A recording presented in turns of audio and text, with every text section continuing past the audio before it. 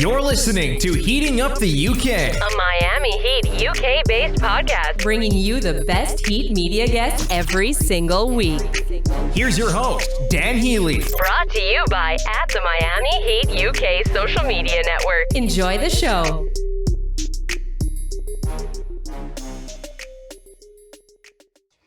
Hello and welcome to episode 45 of Heating Up the UK, a Miami Heat UK-based podcast. I am your host, Dan Healy, and I've got my UK residents back with me today. Been a little while since we've spoke, but delighted to have Sam and Darren back with me. Sam, how are you?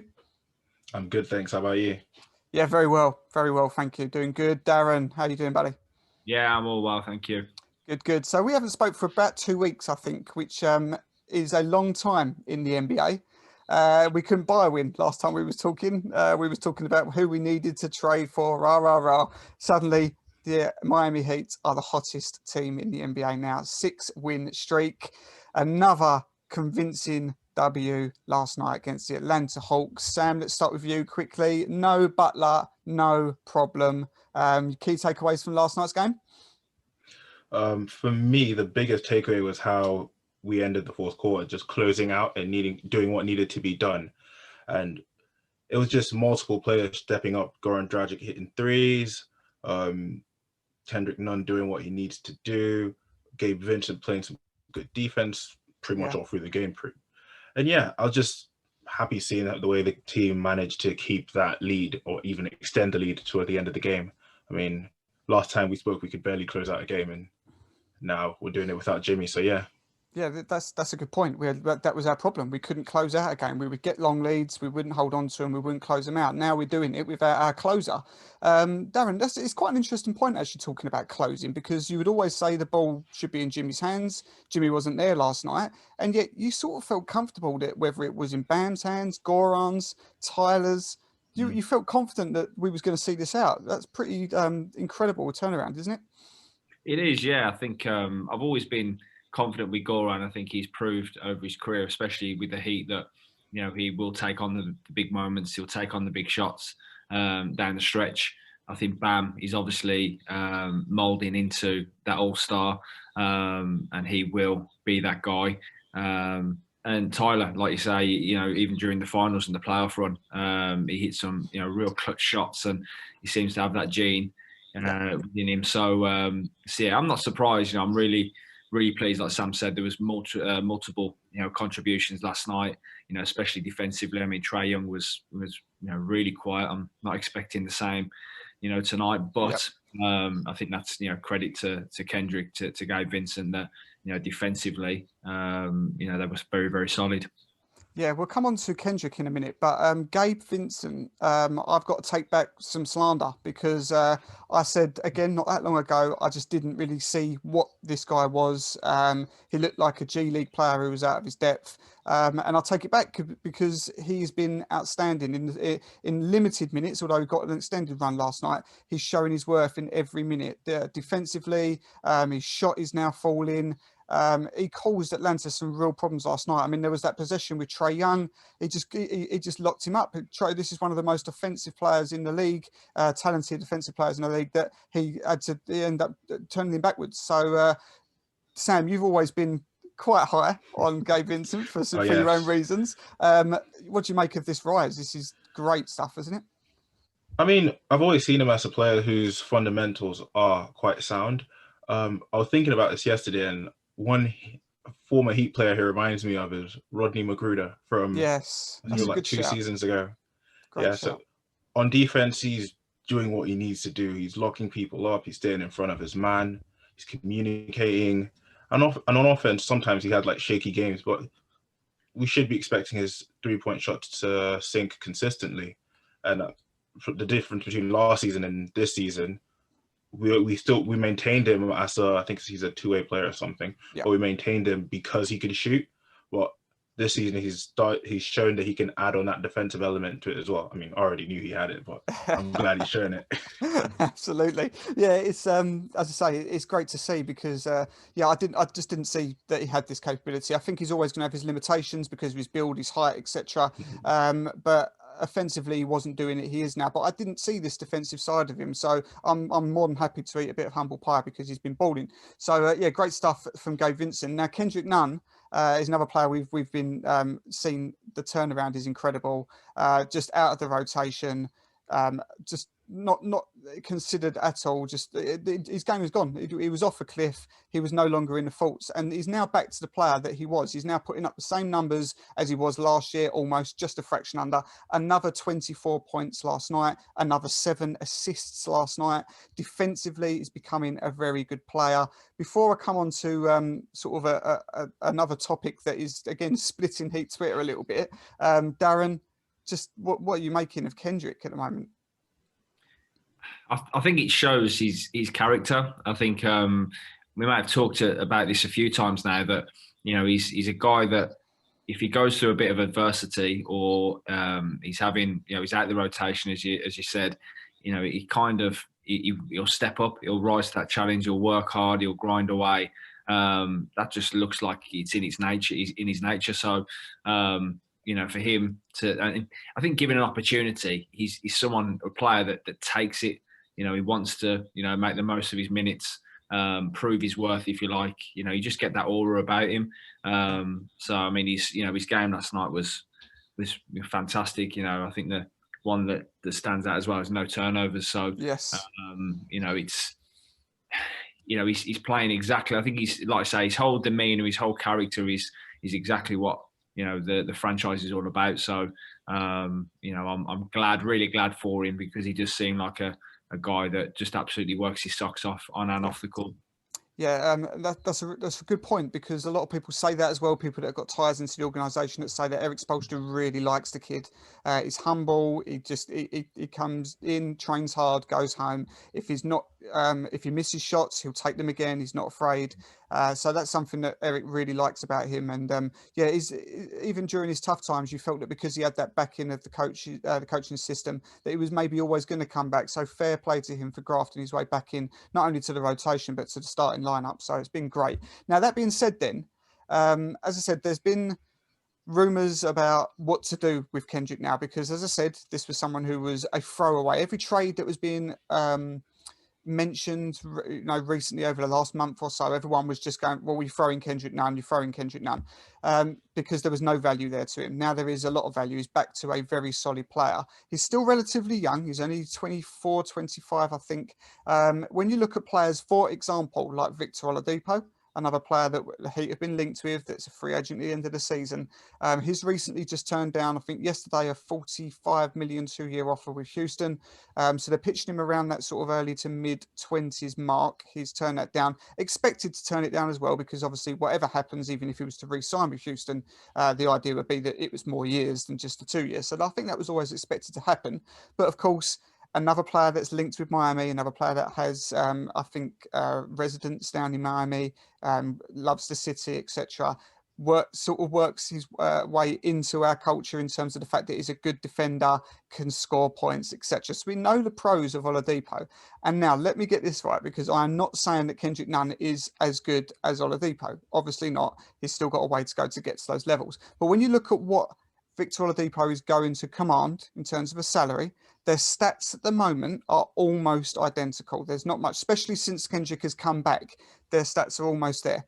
Where he's back, as I said, Kendrick's back to hitting last season's form. He's hitting last season's stats. So when you look at it, is there a danger of going, this is the problem with getting into a winning streak? Suddenly players look good. Suddenly everyone's too high on them.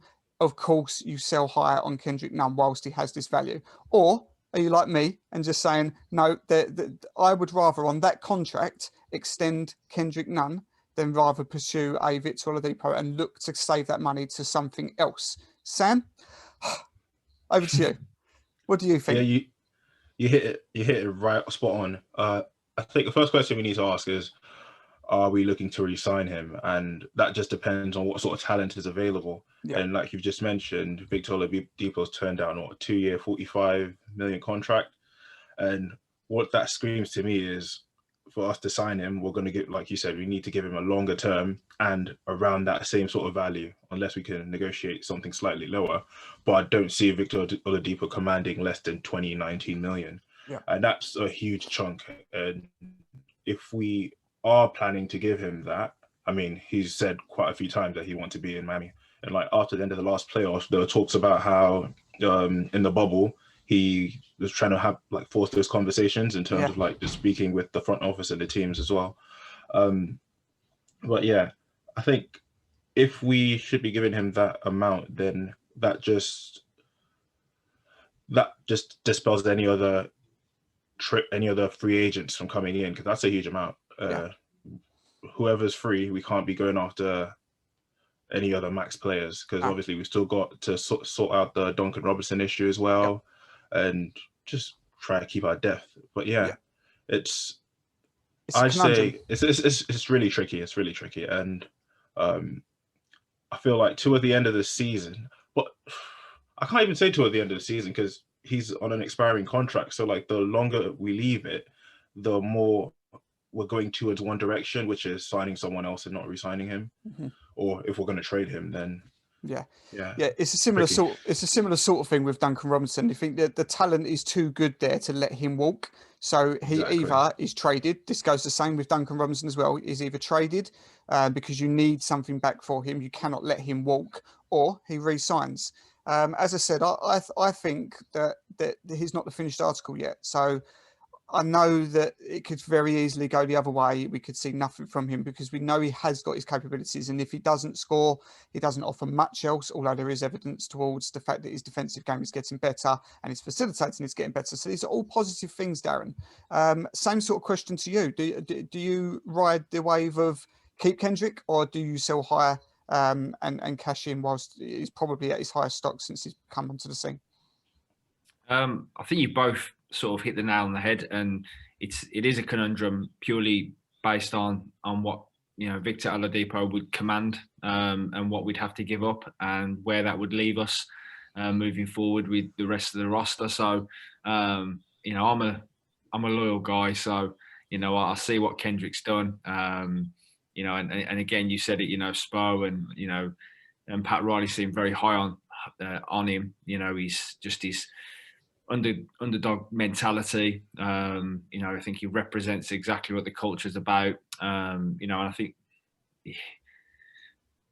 again he has got room to grow. I think it's one that you assess. And I get what you're saying with the win streak. Does it make players look better? But I just think this guy just keeps coming back. Any drop off or any setback, he'll come back again. So for me, that counts big, and he's in the building. He's been part of what we've done, in the last year. So that holds a lot of value for me. So and Oladipo, as you say, he's pushing for it. But as Sam says, he's obviously going to command a longer term, a huge chunk of money. So I'd sway towards keep Kendrick, unless there's a massive fall off, obviously. But I just don't see it with him. No, I totally agree. I think, let's get this, keep Kendrick rolling, definitely. As I said, look, the Heat also have got a reputation of being loyal to the guys that they've developed, and they've certainly helped him. And if he does go, he'll go a better player than when he turned up. There's no doubt about that, which again, you can say the same thing to a lot of players that have come through the door. So we'll see where it goes, but it's an interesting one. Whatever happens, the Miami Heat's record at the moment of 17-17 is a big chunk down to the resurgence of Kendrick Nunn. So a massive tip of the hat to him. Another player that really caught my eye last night, Precious Achiuwa. Man, I mean, guys, I'm going to give you a bit of a take here. I thought this a couple of games ago, and after last night's aggression, how fierce he is, how it just seems like there's nothing that frightens him. I am going to say that I think that Precious is better in year one than what Bam was in year one. What do you think of that take, Sam?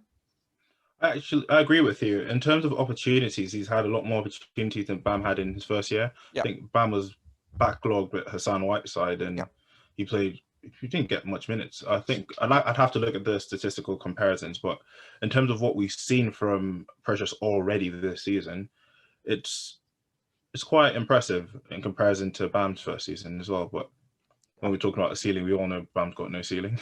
Absolutely, yeah. Don't get me wrong. I'm not going to start. I'm not going to go that outrageous. But it is really promising, though. As I said, you are right. I think that he is getting a lot more chances than what Bam got stuck behind Whiteside for his first season. But we did see a lot of glimpses.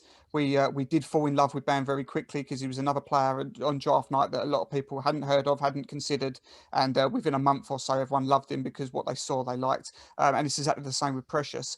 Darren, do you think with Kelly Olynyk being either very good or goddamn awful, he's having a bit of a stretch at the moment? And again, this is no dig on Kelly because I think he's done really, really well.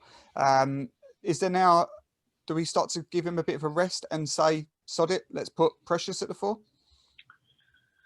I think with, the one thing I love about Precious is his energy. He just brings that energy off the bench, especially if Bam's sitting and resting. I think Bam alluded to it last night post game that I think he calls him his little brother, and he allowed him to get that extra little bit of rest.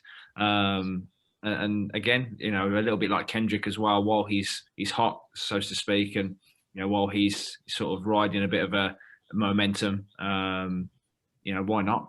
Keep him in the rotation, give him the minutes, because one thing he's not going to lack is his energy.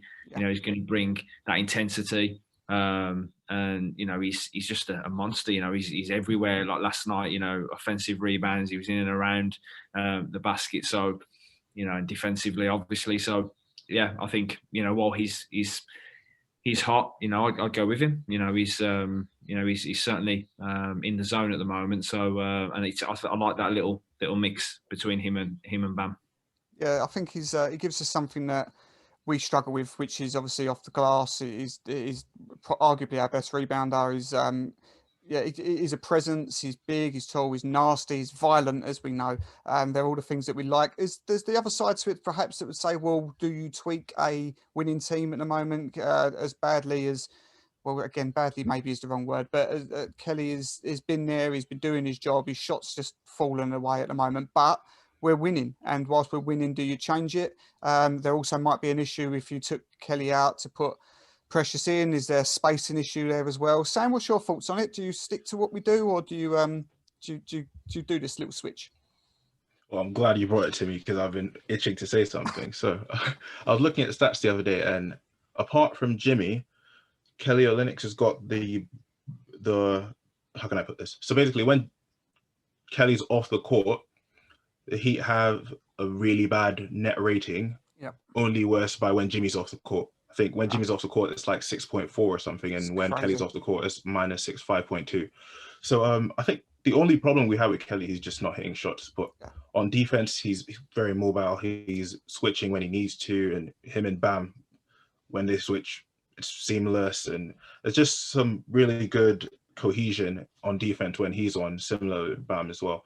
And on offense, he does spread the court. I think there might be an extent that the more he misses shots, we might start to lose the benefits of him spreading the court. But he's just in a funk. You know how it is. 3 games on, 6 games off, or whatever it is. Hopefully, we should be seeing a bounce back. Yeah, I'd like to think so. Because you'll never hear me digging him out. It's just we've discussed it. It's not you don't win championships with Kelly Olynyk as your 4, but when you look at KZ Okpala's been thrown in there, has done nothing. Mo Harkless was brought in to do that, has done nothing. Myers Leonard was successful at the 5 with Bam at the 4 last year. Obviously, injury has stopped that happening. So Kelly's been sort of thrown in. So fair play to him. He's done well. Let's just hope he gets that shot back. And as I say, we're winning. We're actually a better team with him on the court, as you've just said there, Sam. So now another guy who he have been rumoured in for that would be absolutely perfect on this team, we saw last night, was John Collins. A season high, I think it was 33 points, but I could be wrong there, sorry. But a ridiculous game. This guy looks like he's got it all. A free agent at the end of the season, looks like he's not going to be re-signing. He's going to command something in the high 20s, according to reports. Young player, Darren. Maybe not the glitz and glamour name that some of the people of Heat Twitter might be after, but in terms of fit, this is just perfect, isn't it? Yeah, I think we said it last time that he ticks all the boxes, and a game like that last night, you just look at his stat line, it's, pretty impressive. So, was that him maybe making a little statement to the Heat, That's audition. come and get me? Yeah, so, like you say, he ticks all the boxes. I said it last time, I'm very high on John Collins. I like him. And as you say, he's a great fit. Again, what would he command? Interest that he'd have, but I think all round, it would be a great fit for us. Yep. Sam, John Collins or Victor Oladipo? Ooh.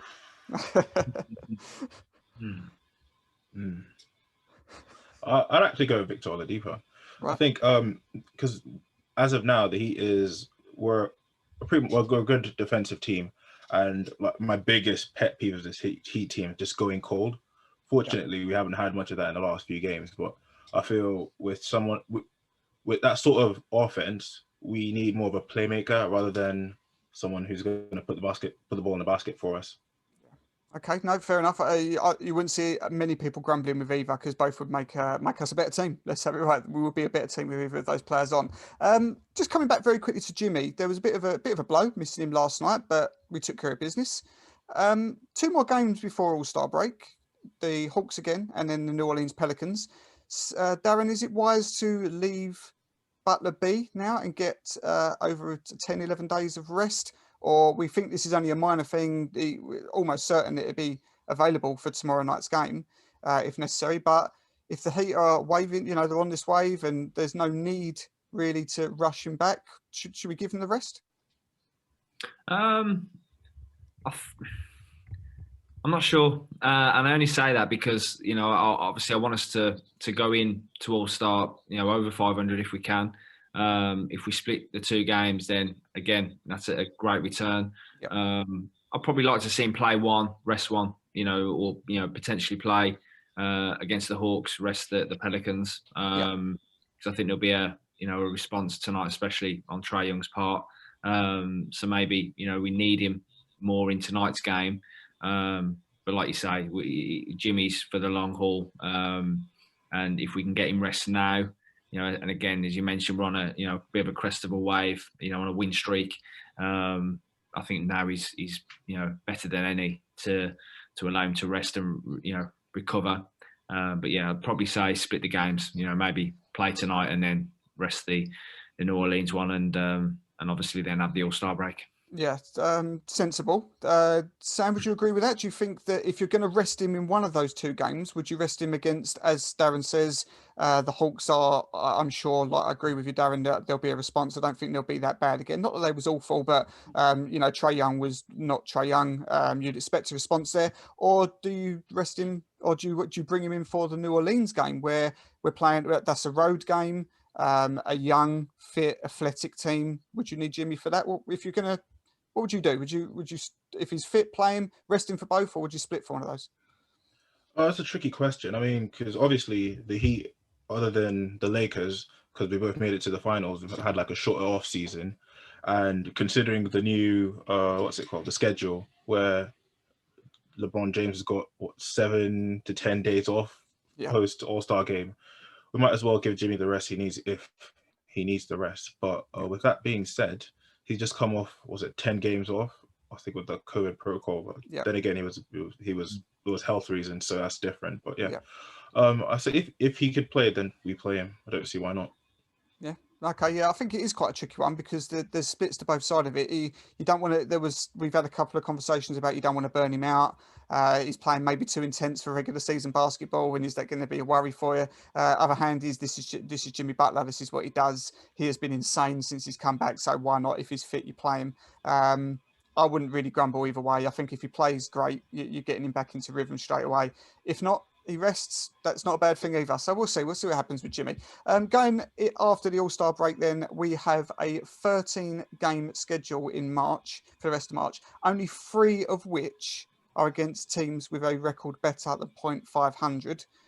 Darren, where can we go here? Because if we continue playing like this, This is exciting. Is there a possibility that after all this, the East is ridiculous? It's wild. You're 1.5 games away from being a home seed, 1.5 games away from being 10th or 11th.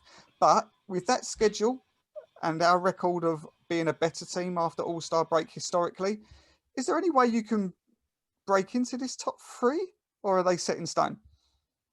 I think you've potentially got the capacity to, and this team, I wouldn't put it past them. I think once we get rolling, as we are now these last 6 games, once we get that momentum, I mentioned it all through the playoffs last year. No team will want to play a Miami Heat, team that are rolling with Jimmy, spearheading the attack, the defense that we've been showing. So I don't think there's any reason why we couldn't. But again, I'm very mindful of what Sam's saying, that we haven't had the rest that most teams have. Do we come off the accelerator a little bit in the second half and look towards the playoffs? Yes, get ourselves into a good spot around maybe that 4 mark. But do we push too hard and then burn ourselves off out before we get to the playoffs? So I'd be very mindful of that. I think this team, undoubtedly could really push for the top 3, but ultimately I think we've got to be very careful of burnout and sort of save our energy, if you like, and sort of play tactical. Yeah, no, that's very sensible. Sam, I think you're back with us. Lost you for a second there, but you're back. Those 3 games that we've got against teams with a better than 500 record are the New York Knicks. That's incredible. The Phoenix Suns and the Portland Trailblazers. So none of them the superstar teams, if you like. They're all winnable games, definitely. 13 games in March, as we said. What should we be targeting here? Because there's an element to say we should be winning all of them, but of course that doesn't happen in the NBA. What would you be disappointed with if it's anything less than? If we come out of March on a negative record, then I'd be very disappointed. Oh, absolutely. I mean, that does considering assuming we're going into March. Well, we did go into March on a neutral record. But yeah, if we come out of March with a negative record, I'll be so disappointed. But I think that's the thing with this team. I think 2 weeks ago, we're talking about consistent losses, and then we have this uptrend of good games. Hopefully we can continue that, but just don't know. Hopefully. I think the one thing about this team is early in the season, they were struggling to find their identity. And I feel like over the past few weeks, they've anchored that on the defense, and the defense has been fantastic. So hopefully, if we can see that going forward, then we should be expecting to be in the top seeds, or probably home court advantage in the playoffs. Yeah, and it's interesting because we still haven't seen this team at full health yet. We've still got players to come back. Avery Bradley obviously is a big miss for us, although, as I said, we've been defending very well recently. So, yeah, I think that anything really, then 9 wins out of these 13 games, I'd be a little bit disappointed with. I know that there's always the odd shock, but, there's magic in there twice. I think, for example, they're our bogey teams. You'd expect, you never know what to expect, excuse me, against them. Darren, just to finish off, really, it's been an up and down season. We currently sit at 17 and 17. What do you think is the one area that is glaringly sort of needs to be improved upon going into the second half of the season? Oh, it's a good question. I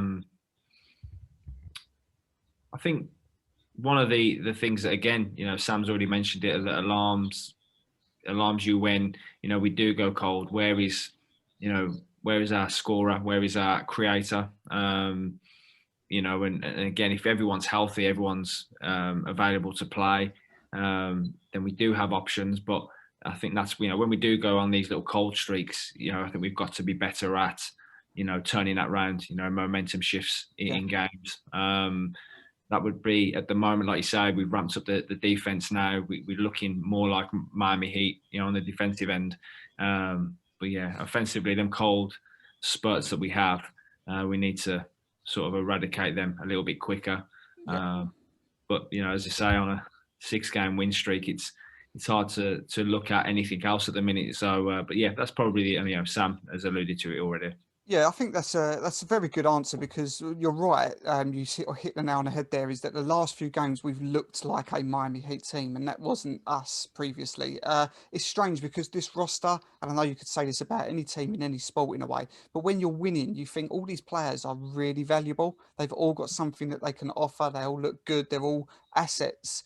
And when we're losing, you start to think, where is the star that we need? Because we don't have them. That it's a really frustrating roster. You start to worry about that depth, but the depth is now back again, and that's what we used to sing from the hilltops, to say that this is something that Miami Heat have got, all the way down to 9th, 10th, 11th man players that can come in and do a job. So yeah, I think that's a really good answer. Okay, right. Final predictions then. We've got 2 games left before All-Star break, probably until we next speak again. So. Sam, Hawks and Pelicans 2-0, or we splitting these? 2-0. 2-0. Nothing stopping this wave. Nothing. Awesome, love that. Not anytime soon. Darren, same. Yeah, I'd like to think, riding away with a minute. I think Jimmy will play in one of the games. So yeah, I'll have to say 2-0. I can't split them now. I've got to go 2-0 now. So go on. Absolutely, the hottest team in the NBA. How can you say that we're going to split games against the Hawks and the Pelicans? I think there'll be a tougher game tomorrow night. This is going to be a tricky game, I'm sure of it. But yeah, I completely agree that we're not being stopped at the moment. We're on this train. So it's exciting. It's great to be watching Heat basketball again. It's exciting stuff. We'll see what happens. Trade deadline is starting to approach, only a few more weeks to go, whether there'll be any moves or so on, any tweaks. But at the moment, it is great to see winning Miami Heat basketball back. Okay, guys, we'll wrap up there. Thanks for everybody that's listening. If you're listening on Apple, please do a little review or hit the subscribe button. That really helps out. Please subscribe to our YouTube channel, Miami Heat UK TV. We're running our lives there. We've been doing that for a couple of weeks, every single game day game day from the UK. That's with Sam, Danny and John. That's been great fun. Love doing that. So if you watch them, please retweet, tell your friends, but subscribe as well. That would really help.